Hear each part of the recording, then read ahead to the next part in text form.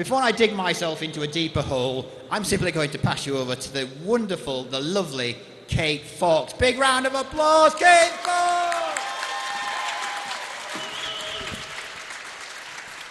Hello. I'm ready.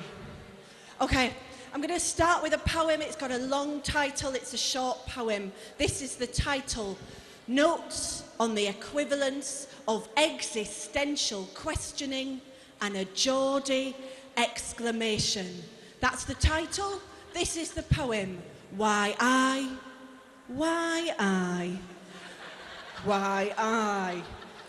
I think because of tweeting and texting, we are all poets now.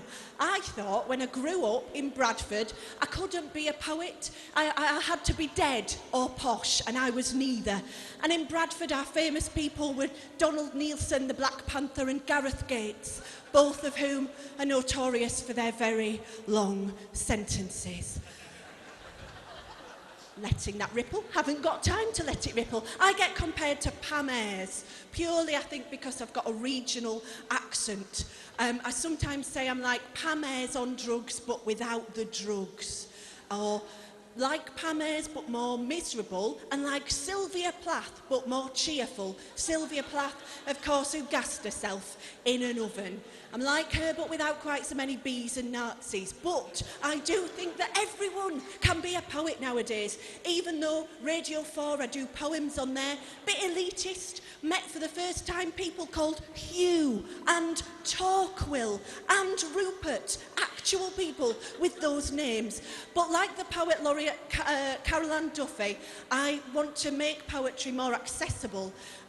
So I do things like I was tweeter in residence at the Durham Book Festival, and I said to Carol Ann Duffy in a nervous way, "Do you tweet?" And she swept past me and said, "No, I read."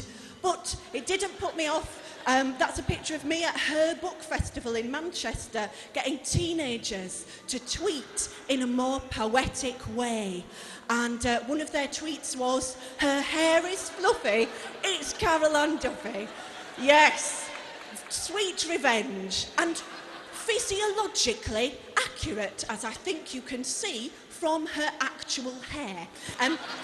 So I've now become an evangelist for the world, tweeting more poetically. And one of the things that gave me further inspiration in this area was when I was involved in sexting, when I went through a period of internet dating. That's sex texts. Not very good for me, I'm too pedantic. I can't bear badly spelled texts. So when I received a text that said, and I quote directly, "Can I shower you with my hot cum?" Ew.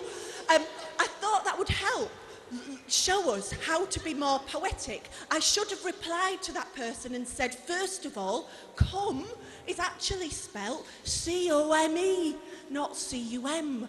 But a more enticing word, suggestive of something to be imbibed, might be juices. So this is a lesson on the hoof. Second of all, it being hot may lead to some concern about your body's internal thermostat. Tepid may have been a more accurate description.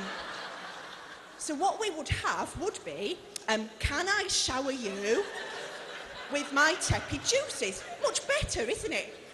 But you could also, I would suggest, add an adjective. Yes, a simple colour might suffice, white, or maybe creamy.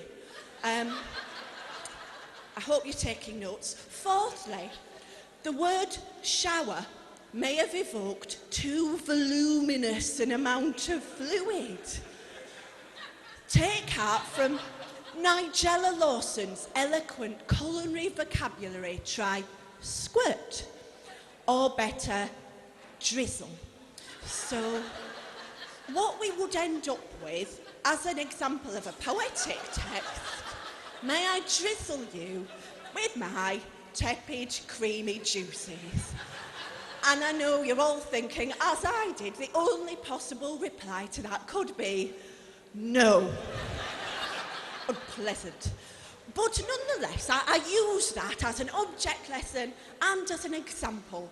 We can all Well, you're already being poetic in your texts and in your tweets. Come up with a bit of a neologism. Neologism. Oh, that's an appropriate word. Accidental. Pexting. It's Pexting. And I wish you all a very happy Pextmas. Thank you very much.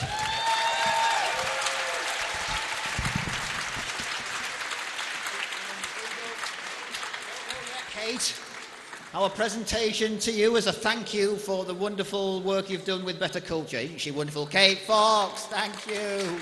Brilliant.